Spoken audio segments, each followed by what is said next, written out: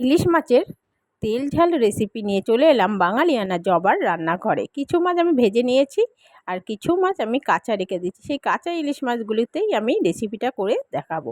তো মাছ ভাজার তেলেই কালো জিরে ফোড়নে দিয়ে একটু হলুদ গুঁড়ো দিয়ে শুকনো লঙ্কা বাটা দিয়ে দিলাম। এখানে আমি 4-5টা শুকনো লঙ্কা বেটেছি। কেউ যদি না বাটতে পারো গুঁড়ো শুকনো লঙ্কা দিলেও হবে। আমার একটু জল দিয়ে আর একটু নুন দিয়ে মশলাটাকে ভালো করে কষিয়ে নুন হলুদ মাখিয়ে রাখা ইলিশ মাছগুলোকে দিয়ে মশলার সাথে এপিট ওপিট করে নে অল্প পরিমাণ করে জল দিয়ে ওপর থেকে কাঁচা লঙ্কা দিয়ে 10 থেকে 15 মিনিটের জন্য সেদ্ধ হতে দেবো। ভালোভাবে সেদ্ধ হয়ে গেছে ইলিশ মাছগুলো, উপর থেকে সর্ষার গুঁড়োটা দিয়ে ভালো করে ফুটতে দেবো। ভালোভাবে ফুটে গেছে, উপর থেকে একটু কাঁচা সর্ষার তেল দিয়ে পুরো রেডি হয়ে গেছে আজকের ইলিশের তেল ঝাল রেসিপি। ভালো লাগলে অবশ্যই আমার চ্যানেলটিকে সাবস্ক্রাইব করবেন আর একটা লাইক আর একটা কমেন্ট করে আমাকে আরও উৎসাহিত দেবেন নতুন নতুন রেসিপি